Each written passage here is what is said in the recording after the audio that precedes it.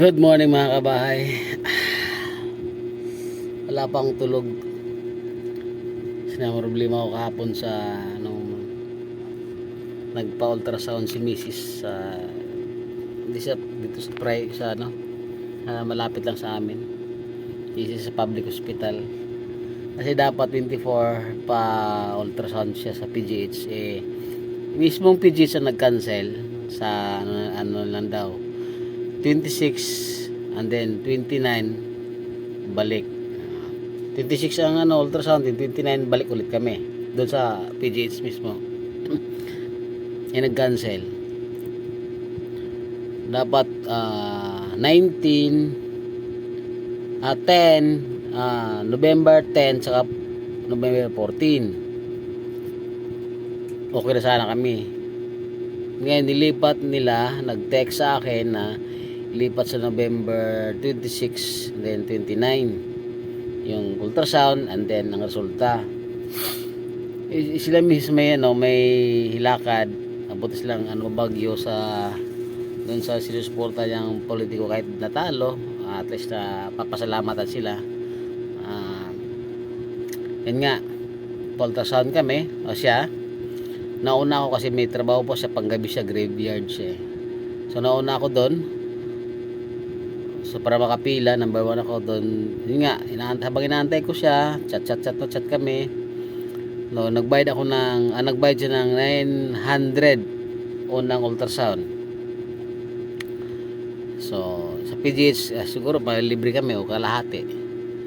Pero dahil nga matagal pa, so dahil nga may lakad siya sa 23, 24 hanggang 26, sila may uuwi nila 26 na alanganin, di ba? So nag-decide kami magpa-ultrasound na lang. Ngayon nagpa-ultrasound siya, pinagalitan siya ng doktor kasi nga bakit nagpa-ultrasound ka pa ba daw, may CT scan na nga. Yung CT scan na is triple sa labas, sa loob, sa lahat na. So kinalikot na lahat ng sa kanya sa kaloob-kalooban niya. Triple CT scan na ngayon Ba't pa ultrasound? Nagalit ang doktor nung ultrasound kasi nga hindi na halos makita ng camera sa loob o yung makita paano nila titingnan yung tiyan ni Mrs. Kasi nga ang laki na nga daw ng bukol. Una ultrasound, nagbayad kami, hindi daw pwede. So kaya lang may ginawa pa silang ultrasound na isa, nagbayad po ito 550. So 1,550 ang nabayaran namin. 1,450 ang nabayaran namin sa ultrasound, sa dalawang ultrasound. So sayang yung pera, di ba? So pinagalitan siya, sabi niya, "Ba't kailangan mo pang ultrasound, Miss? Naka-CT scan na nga. Tapos ang laki na ng tiyan mo, bakit hindi ka pa inoperahan? Dapat in-schedule ka ng opera nung makita ang CT scan. Ba't pabalik-balik ka pa?" Nagalit ako, Miss, kasi hindi dapat ganyan ang dapat ginagawa nila. Pinapatagan nila yung tao, palaki pa nila yung bukol mo. Kawawa ka naman. Laki-laki na yan, Kung baka sa buntis ka, mga anak ka na lang. So tama nga ako, kasi nung umuwi kami nakaraan, October 9, sabi ko, ba't kailangan CT scan ka pa? Laki-laki na ng tiyan mo, laki ng bukol mo, ba't kailangan ka pa? CT scan na, nagbayad na nga tayo 8,000. Diba? CT scan ka pa, ultrasound ka pa, bago sa ulit. Hindi, sige sa ganun daw. Napagalitan siya. So ngayon 29, dadalhin namin yung resulta na dalawang ultrasound. Tapos sabihin mo dun sa doktor na nag-check up sa'yo sa PGH na pinagalitan ka ng doktor dito. Ba't kailangan mo pa ng ganyan? Kailang break mo na. Kape muna tayo, kape. Wala pang tulog bad trip ako. Medyo pula-pula ng mata ko. Sarap. Ayun nga bad trip ako dahil pa CT scan 8,000. Ultrasound kami kahapon 1,450. Diba? Isip pangkonsumo na lang namin yun sa pangbahay, pang araw-araw na pagkain, eskwela ng mga bata, makakatipid kami. Hindi na lang. Doon na lang napunta. Imbis na pondo na namin yun para pag maoperahan man si Mrs. may pambili-bili sa labas. Ngayon wala nang pondo.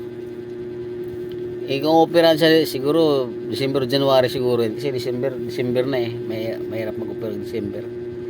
Siguro kung loobin ni Lord na operahan sa December, at least okay lang din kasi sana makatanggap si Mrs. ng 13-month pay. Yun ang panggastos namin sa labas-labas.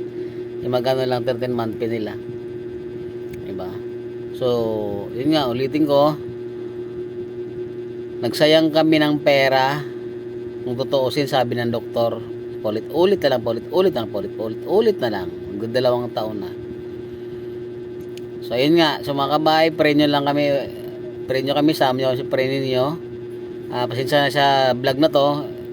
Magrarant lang ako kasi masama talaga loob ko eh. Bahala na si Lord. Sabi nga ni Lord siya ang nakakaalam ng lahat. All things work together for good to them that love God, sabi na ng Biblia. So sana alam ko i-provide niya rin pangangailangan namin pag naando na kami, pag tatabasin na yung tiyan niya, tatanggalin yung mattress buo. So sana walang dapat sana kasi doubt. Ang salitang sana is doubtful ba. So i-bless pa rin ni Lord si Mrs. sa katawan, sa lakas, sa financial, pangailangan namin araw-araw. Kasi alis kaming dalawa, walang maiwan dito, malalaki, may mga asawa ng mga anak ko, mga dalaga, malalaki. So yun nga.